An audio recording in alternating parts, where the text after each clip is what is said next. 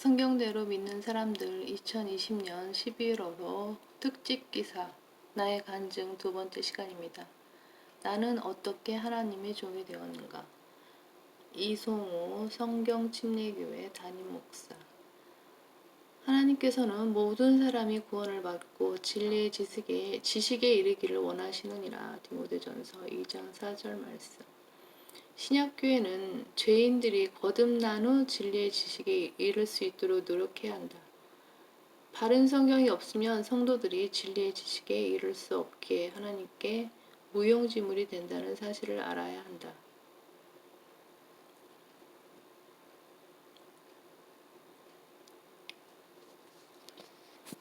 이 페이지에 계속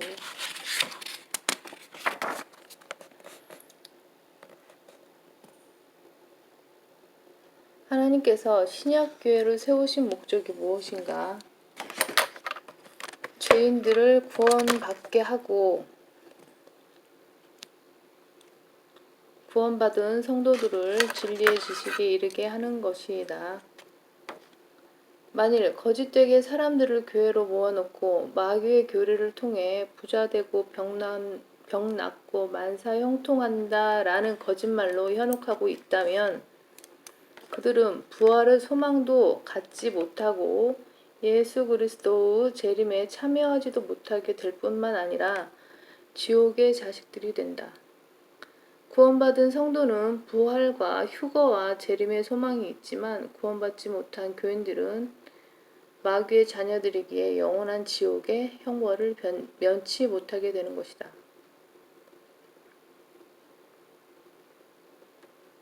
틀린 성경으로 교인들에게 사기친 목사가 하나님의 종인가? 구원받지 않은 목사가 하나님의 종인가? 아니면 마귀의 종인가?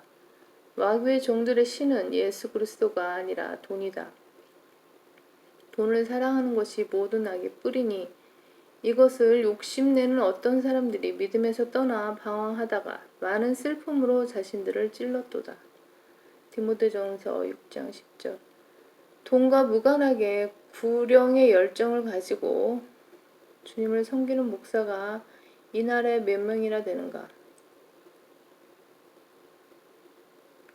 돈을 더 많이 가지려고 목사가 되었는가? 술 장사를 하거나 마약을 밀매하면 그 목적을 달성할 수 있을지 모르지만 교회를 통해 돈을 벌려고 한다면 그것은 우주와 인간을 지으신 하나님을 속이는 행위일 뿐 복음 전파와 진리의 지식을 가르치는 것과는 거리가 멀어도 너무 먼 일이지 않은가?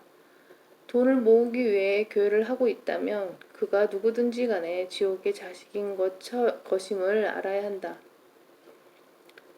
거룩하신 하나님께서 그런 자를 종으로 삼으셨겠는가? 1983년 내가 신학교 학업에 정진하고 있었을 즈음 나는 미국 캘리포니아주 포모나에 있는 센트럴 베프타이스트 처치로 교회를 옮겼다.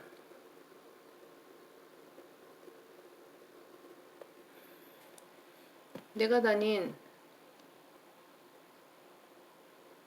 센트럴 베프타이스트 처치에는 다리를 저는 한 형제가 있었는데 나이가 50세는 넘어 보였다. 그는 친호 교도소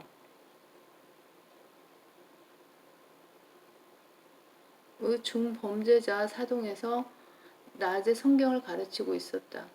어느 날 시내 우체국에 우편물을 찾으러 갔다가 그를 만났는데 그의 권유로 친호 교도소에 따라가게 되었다. 내가 친호 교도소에서 죄수들에게 복음을 전할 수 있는 계기를 얻게 된 것은 하나님의 계획 안에 있었던 일임을 나중에 증거를 통해 알 수 있었다. 친호 교도소는 보안 등급에 따라 개방형 사동, 중범죄 사동, 강력범죄 사동으로 구분되었는데 개방형 사동은 형을 받은 죄수들이 마치 군대의 보충대처럼 4주에서 6주 동안 잠시 머물다가 다른 교도소로 이감되는 곳이었다. 그곳은 감방이 없고 자유롭게 공부하거나 운동할 수 있으며 약혼녀가 있으면 혼인을 할 수 있고 심지어 감옥 생활을 오래 한 죄수들에게는 3박 4일 동안 가족과 함께 지낼 수 있는 기회가 부여되는 곳이기도 했다.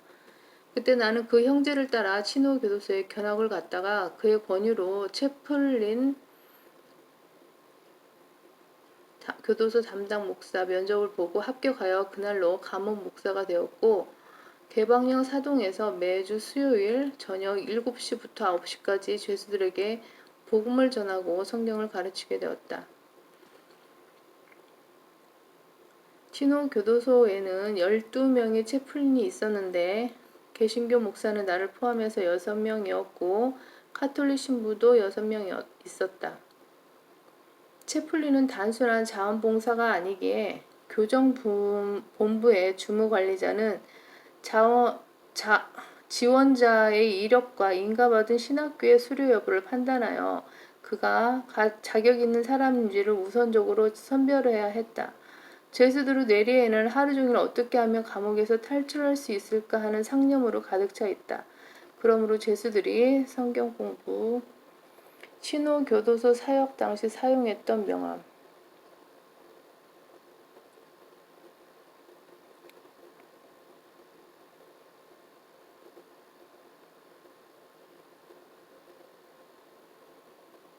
명함 뒷면에 쓴 복음.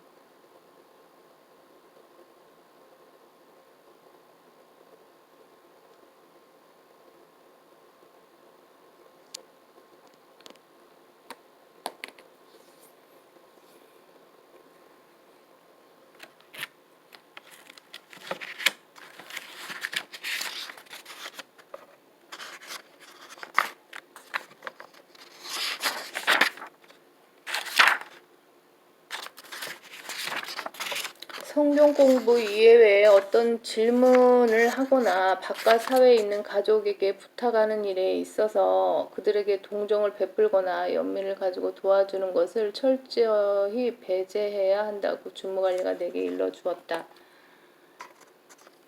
내가 배치받은 개방령 사동에는 약 25명의 죄수가 예배를 드리고 성경을 공부할 수 있는 공간이 있었는데 그곳은 넓은 축구장과 밭 곧바로 연결되어 있어서 예배나 성경 공부에 참석하지 않은 죄수들은 자기가 원하는 만큼 각종 운동기구를 가지고 운동을 할 수 있었다.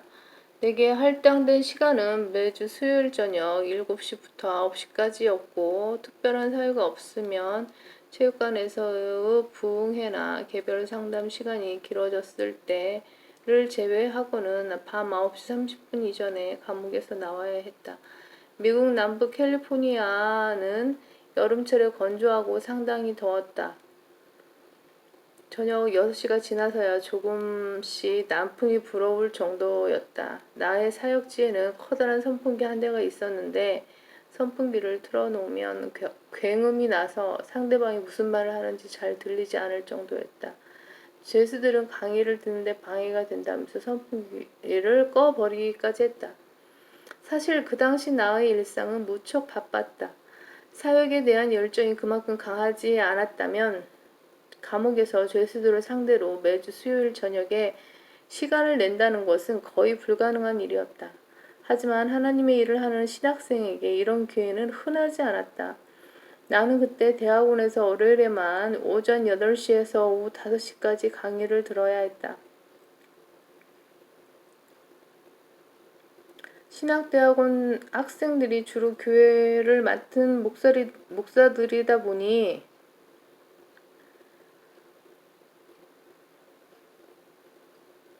수업을 월요일 하루에 몰아서 편성하는 것은 미국 신학대학원들의 보편적인 교육 실정이었다.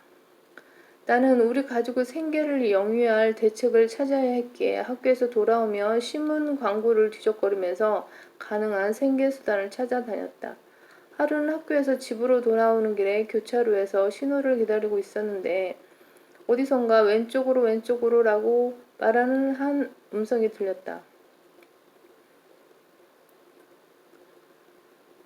그래서 그렇게 해서 찾아간 곳이 비공해 산업단지, 비공해 첨단 산업 제품을 생산하는 공장지대로서 약 2,000명의 기술 요원들이 근무하는 단지였는데 그곳 주변에는 식당이 하나도 없었다.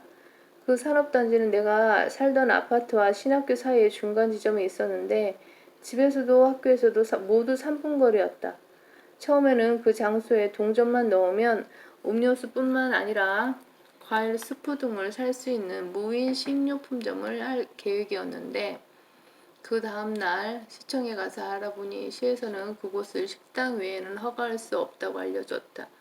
미국에서 가장 어려운 일이 식당을 차리는 것이고 가장 쉬운 일은 식당을 사는 것이지만 나는 그런 분야에 관한 한 경험이 전혀 없었기에 무더운 옥외에서 음식을 만드는 일 말고 실내에서 시원하게 에어컨 틀면서 음식을 만드는 일을 하게 해달라고 하나님께 기도를 드렸다. 그러던 차에 내가 다니던 신학교의 구내식당 지배인이 델리카테슨 레스토랑을 추천했다. 하지만 나에게는 너무 생소한 명칭이어서 선뜻 나서지를 못했다. 이미 조리된 햄이나 비프, 치즈, 샐러드, 밀, 보울,